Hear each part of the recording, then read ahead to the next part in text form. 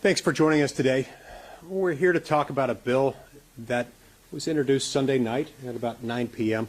It's 2,702 pages long. The American people are still digesting it.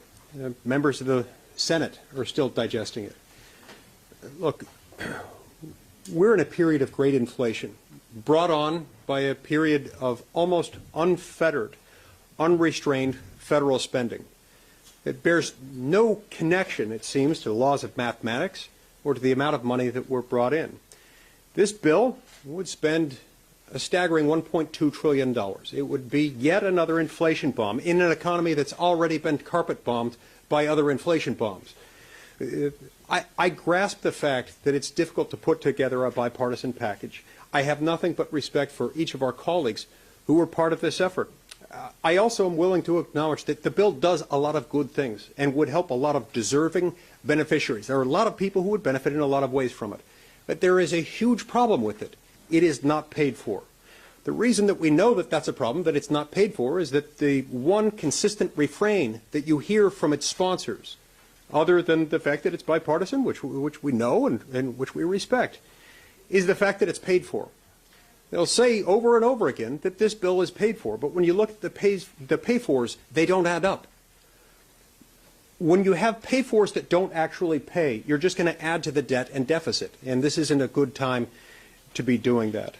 And so you peel back some of these, and you see that it repurposes COVID money, but it repurposes COVID money that wasn't going to be spent in the first place. You can't propose one day to cover the moon in yogurt and propose the next day to not cover the moon in yogurt and regard that as a pay-for when you didn't spend the money that was going to be required to cover the moon in yogurt. You also don't have as a legitimate pay-for a plan at some point in the next 7 years to sell oil out of the Strategic Petroleum Reserve. Look, we don't know when that sale will actually occur, if in fact it ever will occur. Nor do we know what the price of oil will be at the time. Nor do we know what other strategic considerations might come into play with regard to our usage of oil at the time. It's why we have a Strategic Petroleum Reserve in the first place, is to take care of contingencies that are very difficult to predict 7 years out. We've also got a reporting requirement for cryptocurrency that's vague, it's infeasible, and it's quite half-baked. We've got pension smoothing that is the budget gimmick of all budget gimmicks. We've got future spectrum auctions and some past spectrum auctions that they're trying to take credit for to suggest that that can somehow be used to fund this bill.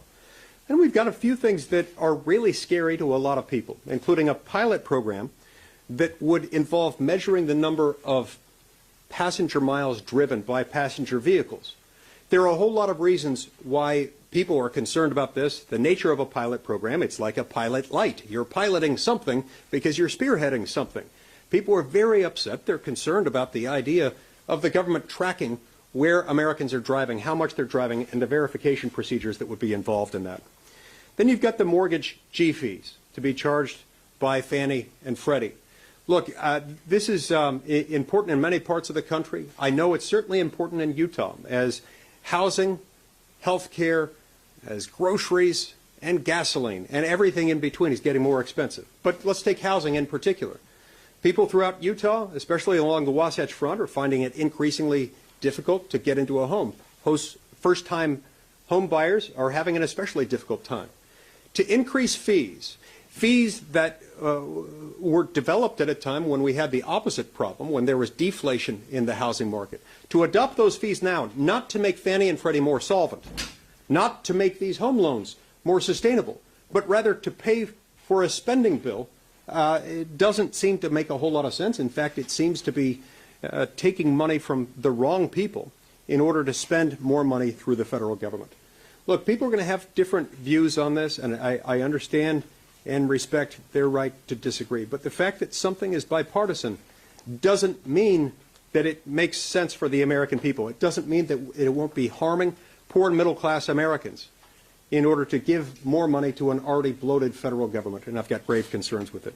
We're going to hear now from Senator Scott, and then from Senator Johnson, and then from Senator Hawley.